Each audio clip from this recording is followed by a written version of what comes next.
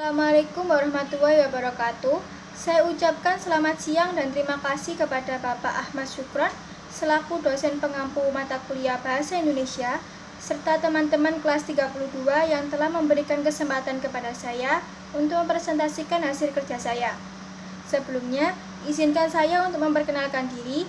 Nama saya Sheila Kunifara dengan NIM 2108 1030 1079 dari Prodi S1 Akuntansi yang akan mempresentasikan artikel ilmiah saya yang berjudul Diversitas Mayop dan Software Akuntansi Lain menjadi alasan penerapannya dalam mata kuliah Komputerisasi Akuntansi. Pada dasarnya, perkembangan sistem informasi akuntansi sangat berkaitan erat dengan perkembangan operasional dan kegiatan akuntansi di suatu perusahaan. Pengertian dari sistem informasi akuntansi sendiri adalah komponen-komponen yang saling berkaitan dan bekerja sama untuk mengumpulkan, menyimpan, dan memproses suatu informasi guna mendukung kegiatan pengambilan keputusan, pengendalian, koordinasi, dan menggambarkan aktivitas internal perusahaan.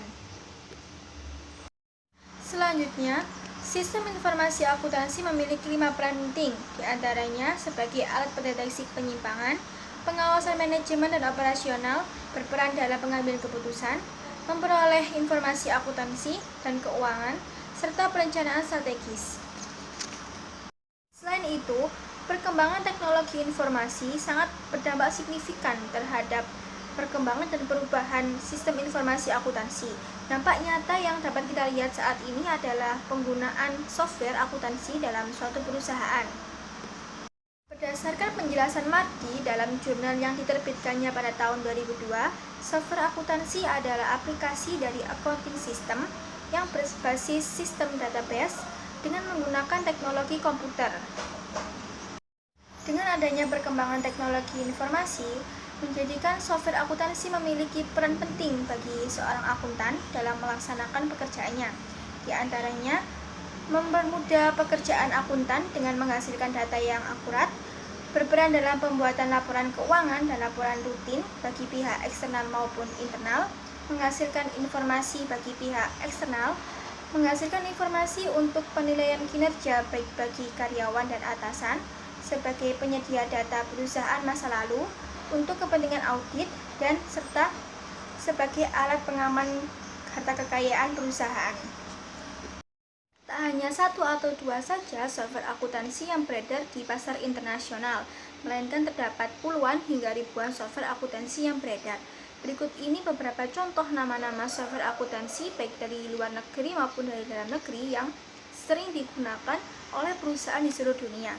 Dari luar negeri terdapat DAC, AC Accounting, QuickBooks, MYOB atau Mind Your Own Business, Big3, Veriplus, dan Oracle. Sedangkan dari dalam negeri dapat kita lihat contohnya lebih banyak dari contoh dari luar negeri.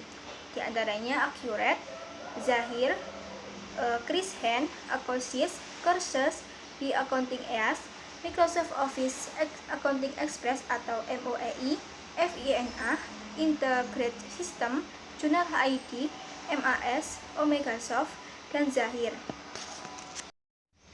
Dari sekian banyaknya software akuntansi yang beredar di pasar internasional, memicu kebingungan bagi perusahaan dalam memilih software mana yang cocok untuk mereka. Untuk itu, Frontier Research melakukan penelitian terhadap berbagai software tersebut dan mengeluarkan 500 kategori penghargaan yang dilaksanakan dalam 2 kali dalam setahun guna mempermudah perusahaan untuk menentukan dan memilih software mana yang cocok untuk mereka. Survei ini dilakukan di 15 kota di Indonesia. Dalam survei ini menghasilkan top brand index fase 1 pada tahun 2021, di mana SAP menduduki peringkat pertama dengan presentase penggunaan 28,6%, dilanjut dengan Accurate pada 19,1%, dan selanjutnya adalah Omegasoft dengan presentasi 16%. Meskipun dalam top brand indeks fase 1 tahun 2021, SAP menduduki peringkat pertama, namun mayoritas perguruan tinggi lebih menggunakan software Accurate, Mayop, dan Zahir dalam mata kuliah komputerisasi akuntansi. Hal ini dikarenakan mereka berpendapat bahwa ketika software tersebut memiliki tipe standar, full version, dan fitur trial, serta user-friendly sehingga dapat mempermudah proses pembelajaran dan pelatihan bagi mahasiswanya dalam dunia pendidikan. Ketika software akuntansi ini terdapat perbedaan yang signifikan, diantaranya pada Mayop yang merupakan produk dari Australia dengan pengembang Mayop Teknologi Pty Ltd berbeda dengan Accurate dan Zahir yang merupakan produk dari Indonesia atau dalam negeri dengan pengembang Accurate yaitu CPS Soft Developer of Accurate Software atau PT Piranti Sejahtera, dan pada Zahir yaitu PT Zahir Internasional. Dikarenakan Mayop merupakan produk dari luar negeri, otomatis banyak ketidaksesuaian fiturnya dengan PSAK atau Peraturan Standar Akuntansi Keuangan di Indonesia. Sedangkan pada Accurate dan Zahir tentu saja berpedoman dengan PSAK di Indonesia.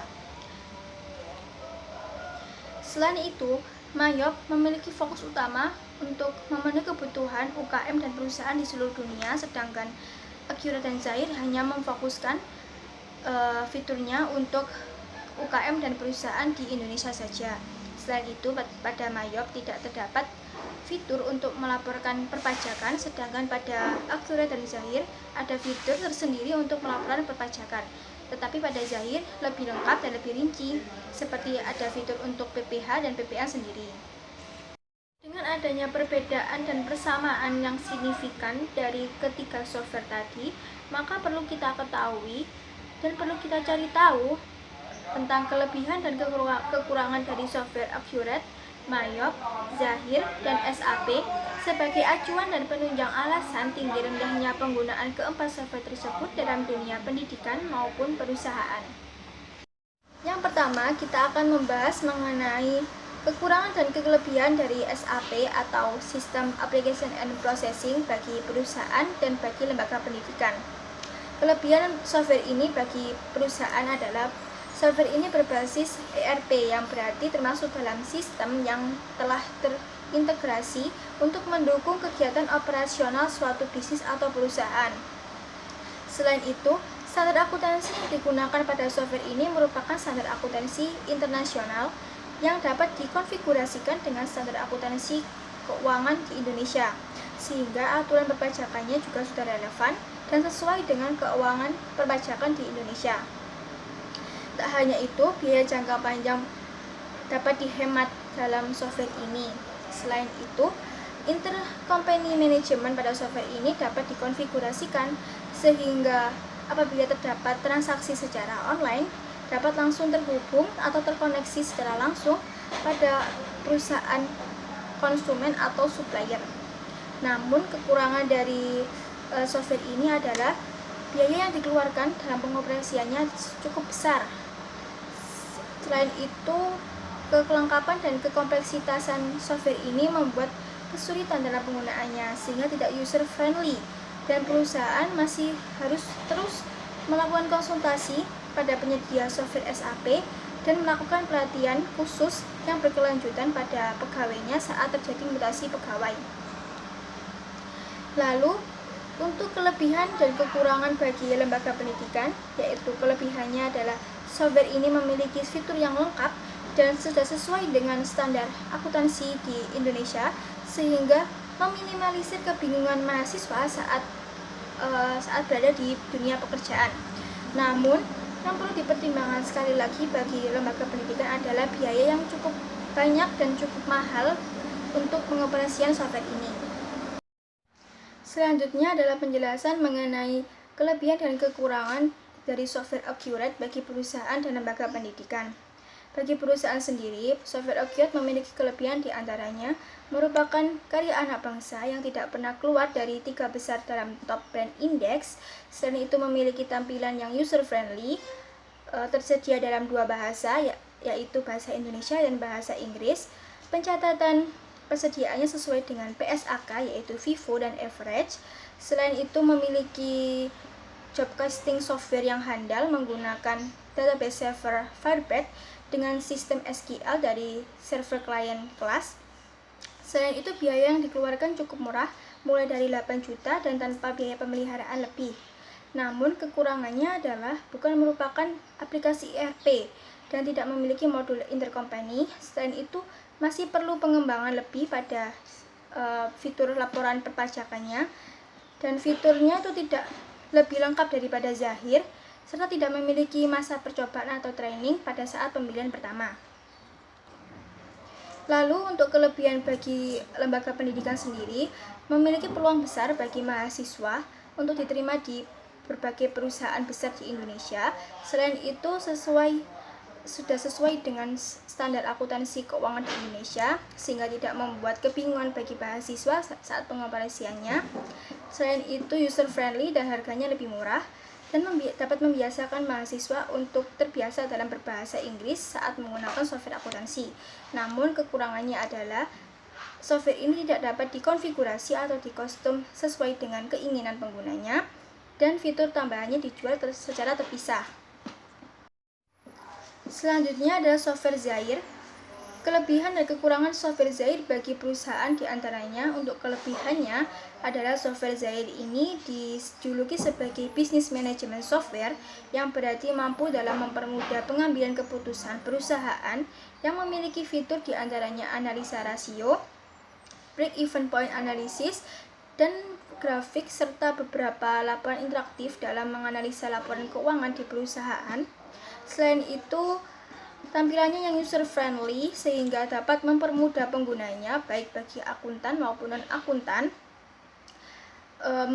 Memiliki fitur ekspor dan email ke format lain yang dapat mempermudah akuntan dalam mencetak laporan keuangannya.